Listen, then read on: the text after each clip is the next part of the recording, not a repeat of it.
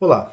Nesta videoaula nós vamos tentar compreender as noções preliminares do que é um delineamento em blocos casualizado, o famoso DBC, ok? Então nesse vídeo nós não vamos fazer nenhuma conta, tá certo? Nós não vamos estar mostrando nenhum procedimento de cálculo, isso será feito no próximo vídeo, tá? No próximo vídeo nós vamos mostrar como fazer a análise de variância e alguns cálculos relacionados a um DBC.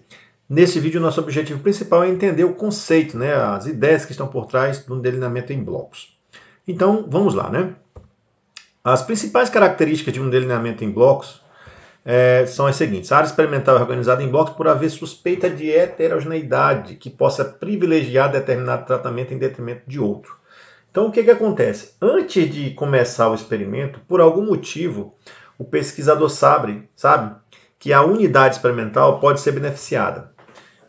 E não por conta do efeito do tratamento em si que ele está querendo testar, mas por conta de um outro fator do qual ele consegue controlar. Então esse fator pode ser, a gente vai ver daqui a pouco, pode ser o sexo, pode ser uma região, uma certa área de terra, pode ser um certo local do laboratório, né? Pode ser a raça, pode ser a linhagem, pode ser blocos, nós podemos ter blocos das formas mais diversas possíveis, pode ser a faixa de peso, etc. Isso vai depender muito de como é o seu experimento, tá ok? O fato é que, se você tem uma suspeita que determinado tratamento poderá sofrer influência de outro fator no experimento que você pode controlar, normalmente você vai controlar esse outro fator blocando, tá ok? Bom, os blocos devem ter internamente o máximo de homogeneidade. E vai ficar mais claro isso aqui no exemplo, tá? Eles devem ser o máximo possível homogêneos internamente e externamente o máximo possível de heterogeneidade. Bom, os tratamentos, né, o desenho experimental, os tratamentos serão alocados aleatoriamente nas unidades experimentais e em cada bloco. Ou seja, se os blocos que podem ocasionar ou não certo favorecimento em relação a determinado tratamento, então todos os tratamentos devem estar em todos os blocos. É isso que nós queremos dizer quando a gente fala de blocos completos, tá ok? Completamente aleatorizados. É como se fosse uma competição. Na verdade, quando o pesquisador faz o experimento, os tratamentos eles estão competindo um contra o outro. E o pesquisador não sabe quem vai ganhar essa competição. Então, o que ele quer fazer? Ele quer, de certa forma, ter um controle de modo que um tratamento não seja beneficiado em relação aos demais por conta disso, tá ok? Então vamos lá, né? Vamos ver alguns exemplos a mais. Experimento com poedeiros. O pesquisador dispõe de linhagens diferentes para a execução do experimento e deseja blocar pela linhagem. Então, no começo do experimento, digamos que seja aqui um experimento em que eu quero testar diferentes tipos de rações, tá? Os blocos seriam as linhagens, por quê? Porque por algum motivo esse pesquisador ele não tinha todas as unidades experimentais necessárias da mesma linhagem. Então ele tinha uma primeira linhagem, uma segunda linhagem, uma terceira linhagem. Claro, tinha várias de cada um. Aqui eu coloquei uma imagem só para exemplificar. Então todos os tratamentos, todas as rações que eu estou testando devem vir para a linhagem 1, todas devem também estar na linhagem 2, todas devem estar na linhagem 3, preferencialmente com o mesmo número de repetições em cada linhagem, ok? Para que a análise fique um pouco mais tranquila de se fazer. Bom, então, o que nós queremos testar nesse experimento? As rações. O que eu não quero beneficiar? Eu não quero beneficiar que determinada ração pode ser melhor porque ela caiu mais nesse frango e esse frango é melhor do que aquele normalmente. Claro, se eu tivesse condições de ter todo de uma linhagem só, eu não precisaria blocar. Tá? Então, essa aqui é uma condição experimental. Digamos que a variável resposta aqui nesse exemplo fosse a produção média de ovos ao final do experimento. Uma outra situação, poderia blocar pela faixa de peso, né? Animais que eu tenho disponível, aqui está talvez até mais comum, né? Porque digamos que você vai começar um experimento com poedeiras e você cria as poedeiras desde o início. Como você cria as poedeiras desde o início, pode acontecer de ter algumas poedeiras um pouco menor do que outras, né?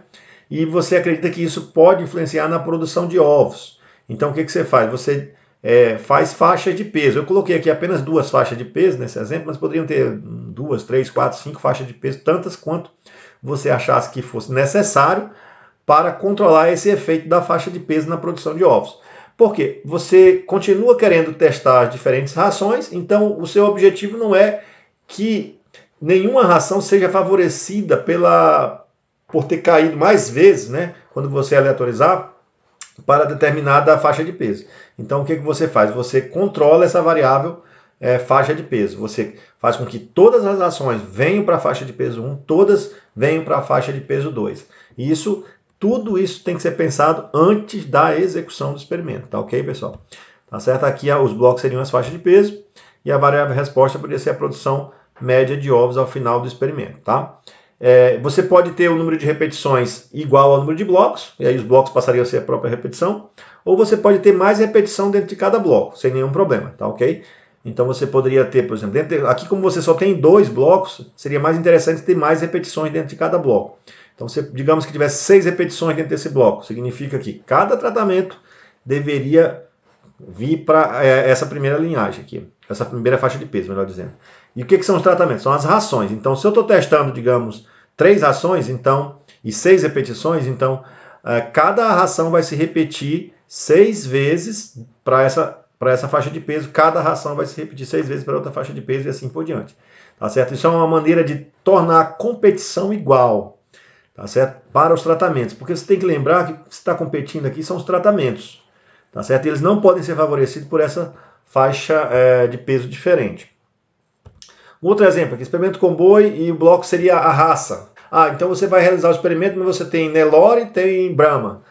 Claro, se você tivesse tudo Nelore, tudo na mesma faixa de peso, tudo clone um do outro, você poderia fazer o experimento usando um DIC, sem nenhum problema. Mesma coisa se tivesse tudo da raça Brahma, tudo clone um do outro, etc, etc. Mas aí quando você vai realizar o experimento, você conseguiu alguns animais da raça Nelore e alguns animais da raça Brahma, e você quer testar aqui uma alimentação, digamos também que fosse diferentes tipos de rações. Essa questão dos tratamentos tem uma infinidade de tratamentos diferentes aí que se deseja testar. E o bloco, nesse caso, seria a raça, tá certo? Claro, você teria que ter aqui o número de repetições dentro de cada raça. O que acontece? Todas as ações devem vir para a raça Nelore, todas as ações que estão sendo testadas no experimento devem vir também para a raça Brahma, para que nenhuma delas seja beneficiada nessa competição por conta da linhagem, né, ou da raça do animal. Nesse caso. Então, o bloco pode ser muitas coisas, né? O bloco pode ser, a gente já viu, pode ser o sexo, pode ser a faixa de peso, pode ser a raça, né? Ou outra característica que você queira evidenciar, né? Pode ser que o bloco seja uma área de terra que tem uma determinada de pastagem e outra área de terra que a pastagem está mais ruim do que aquela primeira. Então, tem várias situações pelas quais você pode ter heterogeneidade na realização do material experimental e você deseja controlar isso para que nenhum tratamento seja beneficiado por conta disso. Bom, aqui mais um exemplo, experimento com cultivares de milho, o pesquisador dispõe para realizar o experimento de uma área de terra em que o solo é heterogêneo. Então, digamos, ele vai plantar o milho, mas quando ele chega lá, ele sabe que uma área é mais adubada do que a outra.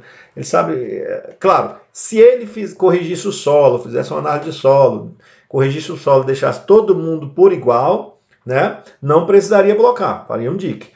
Mas aí, se ele quer fazer um experimento numa área em que ele não vai fazer toda essa correção, ele pode blocar de modo que dentro de cada área dessa plantação seja o mais homogêneo possível e externamente o mais heterogêneo possível. E quem decide isso? É o feeling, né, do pesquisador, é aquela percepção que o pesquisador vai ter lá, né? Então aqui os tratamentos, digamos, fosse espécie diferente de milho, estão competindo, a área de terra é heterogênea, você tem que controlar a área de terra, por isso você vai blocar pela área de terra. E digamos que a variável resposta é a produção média por hectare. Então, se você está querendo saber qual é a espécie de milho que vai produzir melhor naquela região, essa espécie de milho ela não pode ser beneficiada porque na hora da aleatorização ela caiu em um local mais fértil. E como que a gente faz essa aleatorização nos blocos, né? No caso do DBC? Vamos pegar aqui o exemplo da plantação de milho. Suponhamos que nós temos 3 tratamentos, sejam 3 cultivares. 3 blocos são 3 áreas de terra, das quais nós acreditamos que elas têm fertilidade diferente. Por isso, blocamos pela área de terra. E 2 repetições por bloco, ok? Então, aqui, digamos que esse desenho seja exatamente da área experimental. O bloco 1 seria essa área de terra que está em azul, o bloco 2, essa que está em verde, e o bloco 3 seria essa que está em amarelo. O pesquisador, por algum motivo, ele suspeita que essas 3 áreas de terra são heterogêneas entre si. Aqui dentro de cada uma é homogênea, mas entre elas nós temos uma heterogeneidade. Então, o pesquisador precavido ele vai blocar, tá certo? é um pecado muito grave você não blocar quando você deveria blocar. Isso praticamente vai invalidar todas as suas análises. Por outro lado, se você blocar e depois concluir que não precisaria ter blocado, isso não é um problema grave. O que eu estou dizendo é, você blocou porque você achava que essas 3 áreas de terra eram diferentes. Mas de fato, digamos que elas não sejam, né? Isso não é um problema tão grave. Agora, se essas áreas de terra forem heterogêneas e você não blocou, você usou um dique aqui, você aleatorizou de qualquer jeito, e aí todo o tratamento 1 caiu aqui e foi favorecido por essa área de terra, você praticamente invalidou todo o seu experimento. Ela invalidou o seu experimento, na verdade, ok? Porque não fez a blocagem quando deveria fazer. Então, se você é conservador, você tem suspeita que a área é heterogênea, bloca, ok? Que é um pecado menos grave. Na verdade, não é nem um pecado. Isso, na verdade, já é para que você possa ter conclusões corretas. Mas vamos lá dar continuidade. Como é que eu faço a aleatorização? Digamos que aqui sejam os blocos, o croquis experimental, aqui sejam as áreas de terras, repartir ela aqui em 6 pedacinhos, porque são 3 tratamentos e 2 repetições. Então, a ideia é o seguinte, você pega o tratamento 1 e aleatoriza ele aqui, mas você não vai aleatorizar de qualquer jeito. Como são 2 repetições por bloco, o tratamento 1 tem que aparecer 2 vezes no bloco 1, 2 vezes no bloco 2, 2 vezes no bloco 3. Ou seja, não é de qualquer maneira, não é só pegar aqui e sortear onde vai aparecer o tratamento 1. Tá certo? Você deixa ele, o número de repetições em cada bloco e a mesma coisa para o tratamento 2. O que você está fazendo então com isso? Você está fazendo com que os tratamentos eles estejam competindo em pé de igualdade. Ah, se essa área azul é menos fértil, beleza, todos os tratamentos caíram nela, o mesmo número de repetição. Né? Se essa área amarela é a mais fértil, né? Aqui é de esperar uma produção de milho melhor, beleza, o tratamento 1 está aqui 2 vezes, o 2 está aqui 2 vezes e o 3 está aqui 2 vezes. Então, a competição está por igual. E essa que é a ideia quando você faz o bloco. Lembrando que se você não blocar quando é necessário blocar, quando há uma suspeita de heterogeneidade, você está cometendo um pecado gravíssimo. Tá certo? Se você tem uma pequena suspeita que alguma coisa favorece algum dos tratamentos, bloca antes de começar o experimento. Então, muito cuidado nisso. Bom, o modelo matemático do bloco, né? É YI igual a Mi mais tal I mais BJ mais EJ. Então, observe que, diferentemente do DIC, apareceu um fator a mais aqui. O que é esse fator, né? YIJ é o valor que você observou no experimento. Aí vai depender do que é o seu experimento. Se o experimento é produção de milho, então é produção por hectare, né? Digamos que seja. Poderia ser tamanho da espiga, poderia ser a produção por espiga, aí vai, né? Poderia ser, no caso de poedeiras, o número médio de ovos. No caso de frango de corte, o peso final, ao final do experimento do animal, né? O peso da carcaça, o peso da moela. No caso de boi, o peso vivo, o peso da carcaça. Uma série de fatores, né, que você pode observar no experimento. Então, esse J está representando o valor observado que você escolheu lá para analisar. Mi é uma constante comum a todo mundo, né? Então, se você está te falando de frango, Mi tem um valor que é comum aos frangos, tem um valor que é comum aos bois. Você não pode ter esse Mi sendo 100 kg com frango, você não vai ter um frango de 100 kg. Ok? Então, esse Mi é uma constante que depende da unidade experimental. Tau I é o efeito do tratamento, BJ é o efeito do bloco, e tudo que não for agora devido ao tratamento e devido ao bloco vai para o erro aleatório, né? Ou seja, vai para o acaso. Mesmo todas as unidades experimentais participando, né, do mesmo tratamento e dentro do mesmo bloco, elas podem ter ainda um valor diferente ao final, e isso é devido ao erro aleatório, né? O que acontece então? Devido a essas pressuposições, né, esse modelo matemático tem as pressuposições do erro, que é a única parte aleatória aqui é essa, todas as outras partes você tentou controlar. Então, as pressuposições do erro são o quê? A mesma do DIC, normalidade, independência, variância constante, aditividade, ok? E, para finalizar, né, os erros são normalmente distribuídos com média zero e variância sigma 2, sendo independentes, e isso implica que aquilo que você observou, né, a média daquilo que você observou vai depender agora também de um certo bloco. Qual bloco que essa unidade experimental está localizada. Então é isso aí, pessoal. Eu espero que vocês tenham entendido essas noções preliminares, né?